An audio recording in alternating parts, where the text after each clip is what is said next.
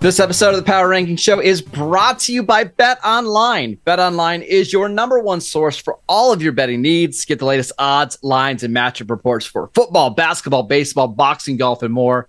Bet Online continues to be the fastest and the easiest way to place your wagers, including live betting and your favorite casino and card games that are available to play right from your phone.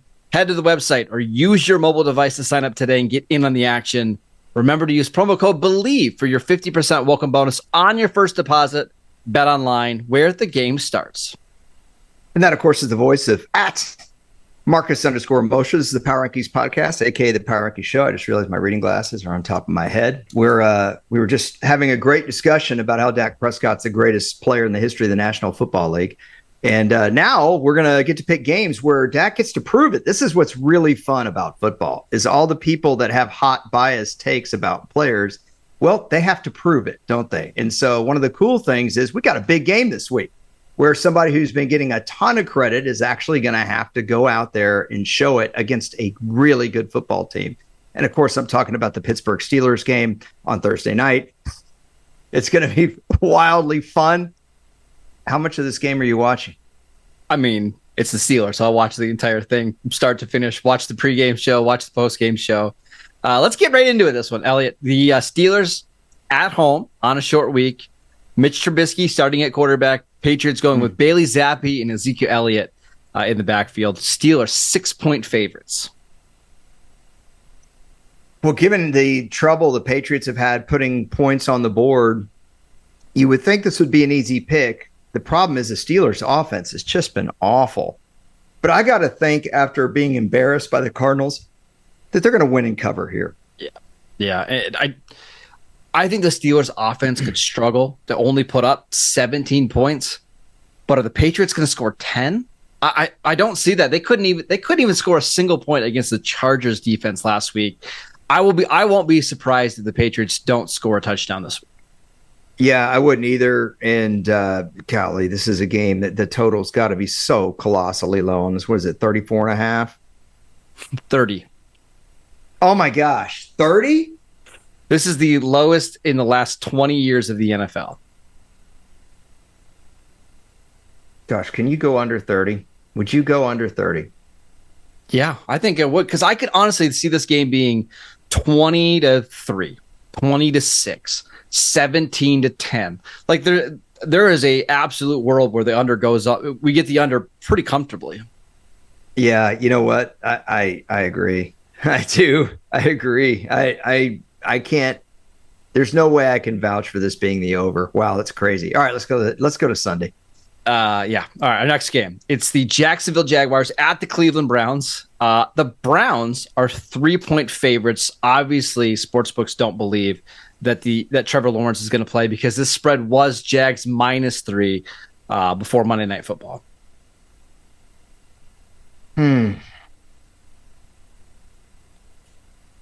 Golly, I think part of the issue here for me is you have no idea what to expect from either quarterback. And I always tell you guys, if you don't know what to expect from one quarterback, it's hard enough. When you don't know what to expect from two. Now, if Joe Flacco plays like he did most of the game against the Rams, then I think the Browns win and cover. And actually, that's what I'm going to go with here. The Jags defense has been so bad. What a great respite for Joe Flacco. And I think the Browns are going to be able to run the ball on him, quite frankly. So this total, you want to guess the total? I think this total should be extremely low, too. I would put this around 34. 31, lower. Jeez. Of these two games, Patriots, Steelers, Jags, Browns, who has the best quarterback? Your options are Bailey Zappi, Mitch Trubisky, CJ Beathard, or Joe Flacco. I'll go Joe Flacco. Stop it. There's no way. I'll go 39-year-old Joe Flacco. Yeah. I think I'll go Mitch Trubisky slightly. Sweet. Well, what are you taking here? I'll take the Jags to win and cover. Or obviously, if they win, they're going to cover. I'll take the Jags plus the points. Good luck. Good luck. Lions at Bears. The Lions, 3.5-point favorites on the road. Boy, I don't like that line. I don't like it. I'd give the Lions 3, but they're not 3.5. This is definitely a walk-away game for me. I know the Lions played pretty well at New Orleans, but, Chicago, first of all, the Bears are rested. Bears gave the Lions everything they could handle in Detroit. Give me the Bears to cover, Lions to win. I'll take the Lions just to win outright. I think win outright and to cover. I think they're going to be able to run the ball on the Bears. I just don't see the Bears jumping out to a big lead like they did last time. So I got faith in my Lions that they're going to win and cover. Your Lions, yeah, your Broncos. Okay, yeah. What's next? Buccaneers at Falcons. The Falcons 1.5-point favorites here at home. These two teams played just a couple weeks ago, and the Falcons won that game in Tampa. Who do you got? Boy, this is a really big game in the NFC South. This is a really big game. And I understand why the Falcons are favored. It's just I feel like putting faith in the Falcons right now is a mistake. I'm actually going to take the Bucs with the road upset here to squish everything in the NFC South even further. Yeah, and if Tampa Bay wins this game, I believe they would be in first place in the NFC South after Week 14, which is wild that we'd have a team 2 games below 500 winning that division. But I agree with you. That's the way I'm going to lean for this one. It'd be like Washington in 2020. Yeah, they were 7-9 in the NFC East, which is crazy because one of the greatest players in NFL history was quarterbacking in the NFC East that year. He was hurt that year. That's why Washington won it. I don't know how his team didn't. That's because you saw what happened when he got hurt. The team just fell apart. All right, Texans, their record was really awesome when they got hurt too, wasn't it? I think it was 1-4. Yeah. Anyway, 2-3. Keep going. Texans at Jets. We've got the Texans as 3.5-point road favorites. I got to stick with the Texans here. I don't love that spread. I never do. You said 3.5, right? 3.5. Yeah. And I don't like it on the road, but my gosh, man, the Jets are a mess right now. And I think the Texans can go in there and beat them by a touchdown. We got Zach Wilson, who is confirmed to start this game against the Texans. I'm just worried about no Tank Dell. This offense was just not very good last week without Tank Dell. They have no quickness without him. And the Jets do have a pretty good pass defense. So I'm going to take the Jets to win outright in a shocker. Well, approach it from another angle. If you got $50 to spend and you want to bet it, you want to bet on the Jets? Those odds under any circumstance for a home dog, though. Hey, good luck. Yeah, because they've ruined more than a few bets this year. I can guarantee you that. Well, it's a dome team going to play outside. We know how that affects, good teams. Yeah, it can. Panthers at Saints. We've got these Saints as 5-point favorites here in this game. I got to think the Saints will rebound. I know the Panthers are due for a road win at some point. I don't know when that's going to be. And the Panthers stay in games, but I think New Orleans knows that their season's slipping away. And this is the perfect, as I said, respite for Joe Flacco. This is a perfect respite for the Saints to insert themselves squarely back into fighting for the division title. Give me the Saints to cover this at home. Yeah, I think I'm with you as well. There's just no reason to trust this Panthers team at all on offense. So I'm with you. Or their defense isn't really all that great either. No. And I think if the Saints get out of their own way a little bit and actually run the rock a little more, I think they'll be fine. Yeah. All right. Next one. We've got the Rams at Ravens. This is a fun game. Ravens coming off their bye week. Ravens 7-point home favorites. I thought that this was such a huge game 2 years ago. When the Rams really needed a road win, Odell Beckham made this catch in the red zone, like on fourth down, all hands, super tough. I don't know if you remember this game. It was a really hard-fought game. Tyler Huntley started.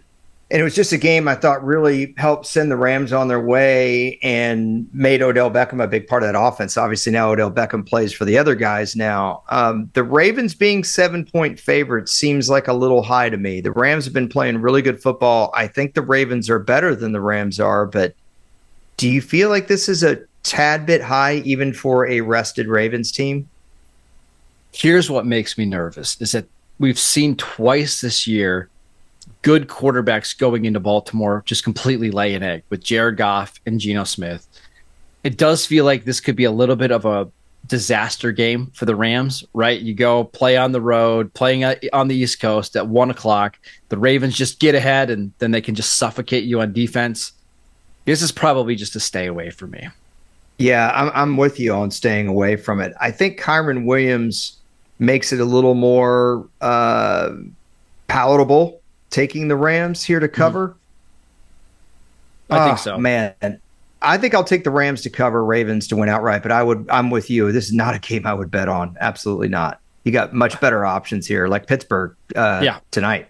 Yeah, go ahead. Colts-Bengals. Colts 1-point favorites on the road against Jake Browning, who was the AFC Player of the Week. And he deserved to be. He absolutely deserved to be. You know, it'd be really easy to just say, well, he's not going to be able to do that again. But we don't know that, just like we don't know if he's going to stumble. I will say that Gardner Minshew played a really great football game on the road last week. And why couldn't he do it again? Because honestly, the Bengals defense isn't any better than the Titans. In fact, it's worse. If you pressed me, I'll take the Titans defense. Yeah. Now, the issue is Tennessee couldn't do a lot. They've got a rookie quarterback. If Browning plays even 75% of what he did against Jacksonville, I think the Bengals win this game. This is a really, really tough call. I'm surprised this just isn't a push altogether. Yeah, I think I'm going to take the Bengals here. The Colts defense did not play particularly well last week. I think the Bengals are going to have a loud crowd because if they win this game, they're suddenly right back in it in the AFC wildcard hunt. So I will take the Bengals at home to get let's say like a 20-17 type of win.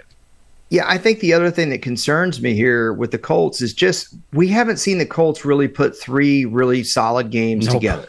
You know, they'll win one. It's like, you know, a step forward, a step back, a step forward, a step back, maybe two steps forward, another step back. I just don't think that they're there yet, and they don't really have the personnel on the back end. Like I said, if Browning plays 75% of what he did on Monday night, I think the Bengals win, and they're at home, right? They're at home. So I'll take the home dog with you. I'll go with the Bengals. All right, next one. Seahawks at 49ers. These two teams just played on Thanksgiving. 49ers blew out Seattle. 49ers, 10.5-point favorites. I'll take the Niners to win, Seattle to cover. I think Seattle got embarrassed in front of a national audience. I think Pete Carroll will be more than happy to remind them of that, and I think Seattle will play hard. And I do think the 49ers can be had in the secondary by a competent quarterback. So we'll see. Obviously, I know the protection up front is the really, really big issue here. And that's going to be an issue for Seattle because it's going to be the best front they've played yet this year. But 10.5 is too steep for me. I thought this was going to be a relatively close game anyway. Even if you said 7.5, I would take Seattle and cover. Yeah. I'm taking the 49ers to win and cover. They have found something when they go up against opposing linebackers that just can't really move.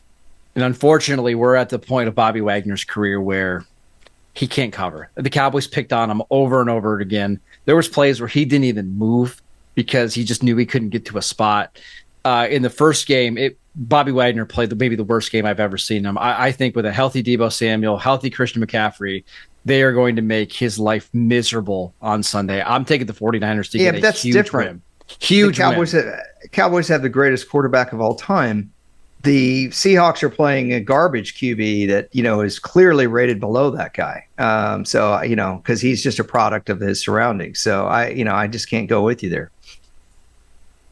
All right, moving on. We've got the Vikings. 3-point favorites on the road against the Raiders, and give me the Vikings all day in this one.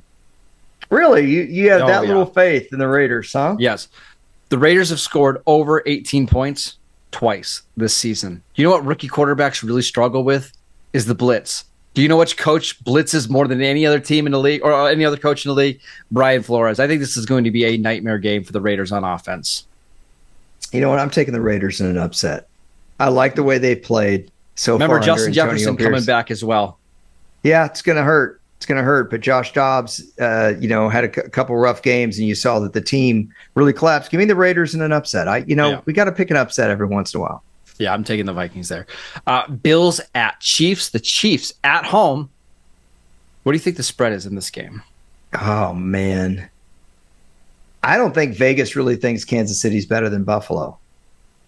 They're not. It's 1.5 points. Yeah, which means they think they're worse than Buffalo because the Chiefs would, if you figure the 3-point rule for home team, right? Mm-hmm. Home team.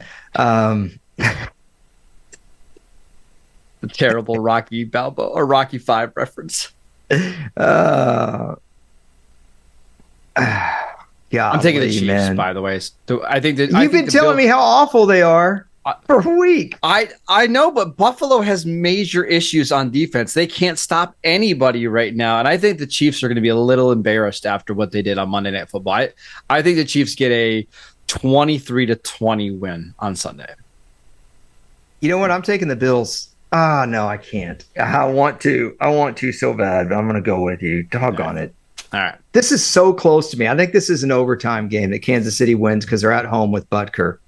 Yeah. I do. Yeah, it's a 3-point game. Broncos at Chargers. Chargers are 2.5-point home favorites.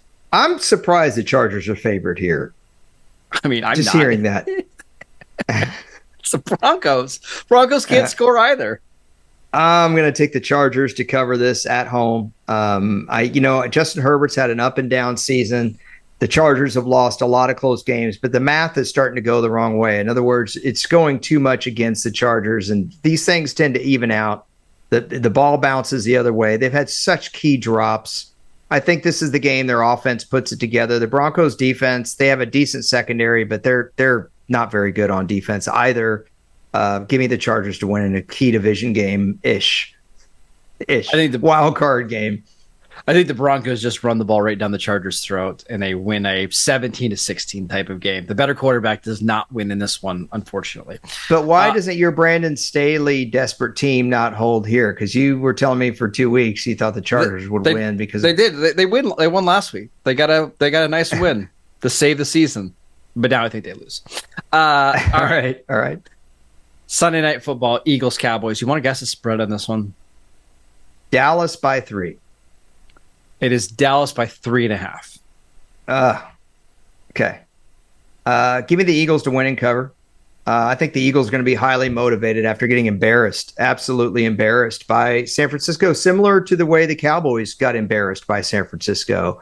I know nobody remembers that now because Jalen Hurts got embarrassed this week, and we have to elevate certain players. So I just want to remind everyone about 6 weeks ago, how a team was playing. But the Eagles, I truly feel like, and also the first couple drives of that game against San Francisco, they went right down the field and they had to settle for field goals. I don't think that's going to happen against Dallas. As you like to point out, it's easier to play offense at AT&T than it is a sloppy Lincoln Financial Field. I think the Eagles won't have to settle for field goals against this Cowboy team. I think the Cowboys offense, though, is going to have a day as well. So I look for this to be a high-scoring game. Yeah, I think the smart bet is to take the Eagles plus 3.5 because you get that half point. I want to mention a couple of things for Philly.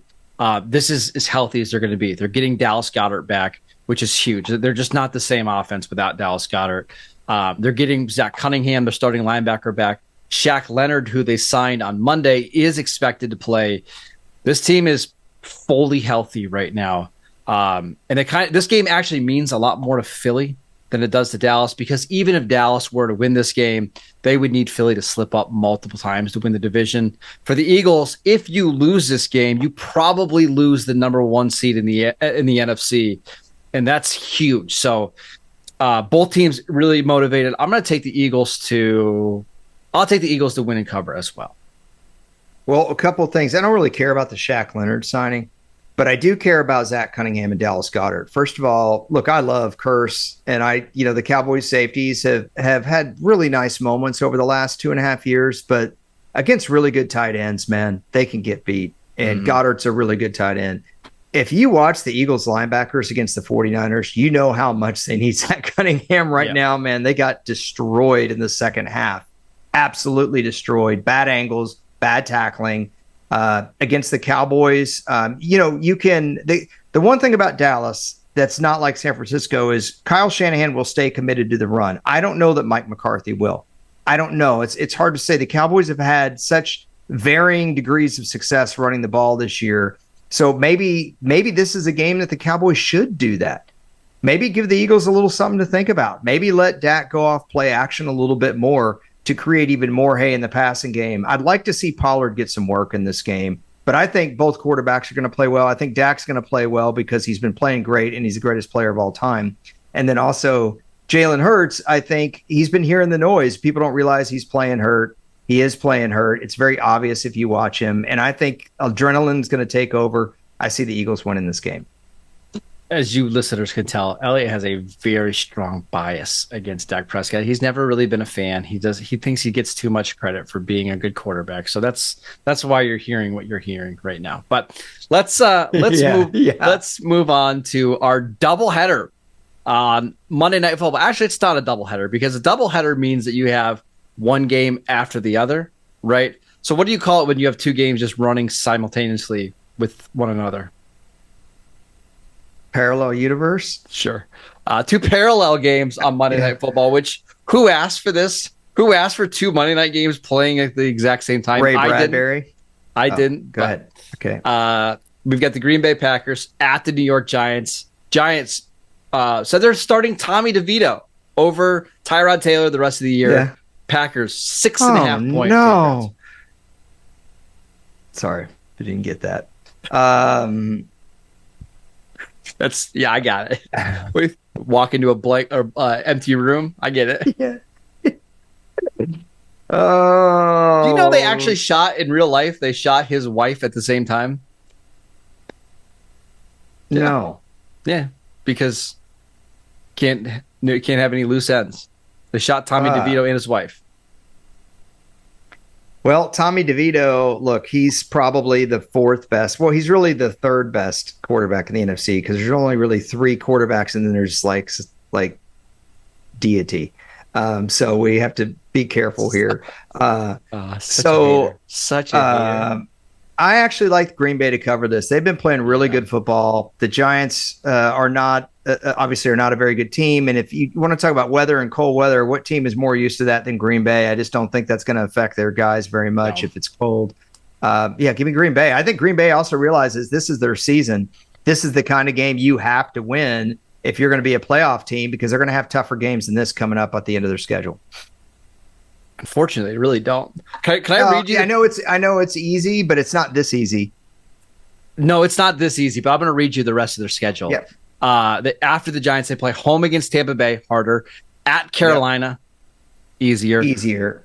At Minnesota, that's a tough game. Home against the Bears. Yep. They play a pretty soft schedule the rest of the way, which means that the Green Bay Packers are going to be in the NFC playoffs. Cannot wait to watch them get blown out by the 49ers by 40. It's going to be enjoyable for the 15th straight playoffs. I'm taking the Packers minus 6.5.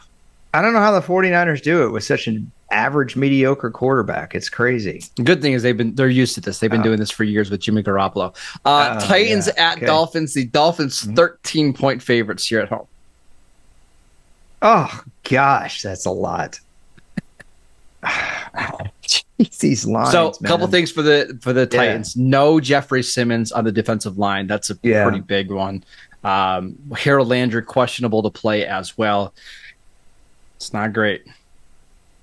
There's no way I would take Tennessee to cover this. So I guess by default I would take Miami, but this is a walk away for me. It's too high a spread for my taste, and I can't vouch for the underdog. So.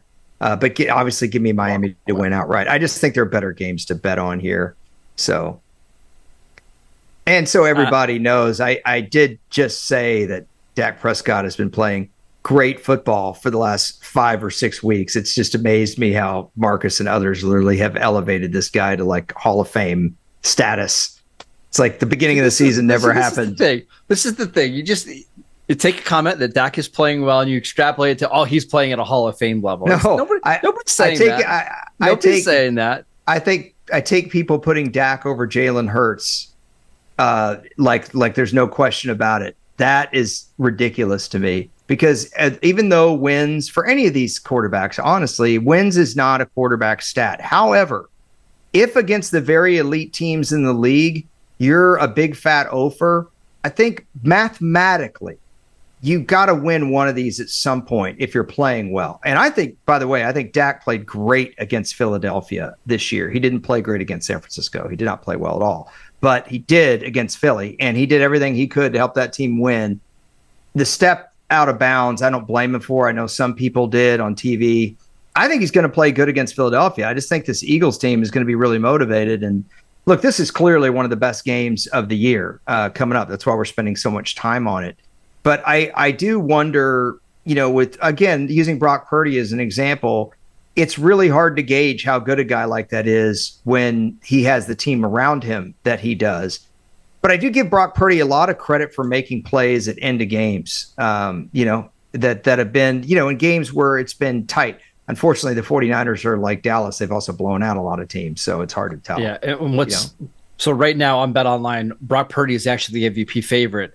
And you can poke holes in Brock Purdy's case, right? Whenever they didn't have Deebo Samuel for a 3-game stretch, and they lost all 3 of those games, and he played poorly. Doesn't mean he shouldn't be the MVP if his team ends up number 1 in scoring and, they win the rest of their games. So very open MVP case going into week 14. I agree. And I'll give you, for your final thought, I'll give you a question. If I do my top 5 MVP right now, I think I'm going to go Tyreek Hill 1. I'm going to go CJ Stroud 2, Christian McCaffrey 3. I still really think Myles Garrett's being underrated here. I probably go Dak Prescott 5. That would be my top 5. I would not put Brock Purdy in the top 5 over Dak for MVP. But I feel like in a year like this, how can you ignore the best defensive player in football? I think part of it is because he's struggled a little bit the last couple of weeks with a shoulder injury, and that's not his fault. He has a pretty serious shoulder injury that he's playing with. Hasn't recorded a tackle in the last 2 weeks. I think his MVP case has fallen off a little bit, but it's only 2 games though. Right. If he comes back, I should mention, yes, he's played. He probably needs to have a ridiculous 5-game stretch to finish the year, and the Browns probably need to be a lot better on defense than they were last week. But he's at least worth mentioning. So what give me your 5. I would go Tyreek number 1. I just think he's the best player we have in the league right now. I think I would go Dak 2, Lamar Jackson 3, Christian McCaffrey 4, and then I think 5 I would go Josh Allen. Interesting. Even though you think the Bills stink. It's not his fault. He's playing amazing. Yeah, that's true. That's true. Okay. Well, if you want more thoughts on whether or not Dak is MVP of the league, you can listen to Locked On Cowboys, where Marcus and Landon, well, I don't know that they debated. I think they're both in agreement. We haven't even talked about it. I think it's just assumed. Exactly. Also, like I said, fantasy is still going on, man. Dynasty podcast on the Locked On Network. Marcus does that 2 days a week. He covers the Raiders for USA Today Raiders Wire, but he has absolutely no faith in them whatsoever. He writes for the 33rd Team. And, of course, you can be reached at Marcus_Mosher on Twitter.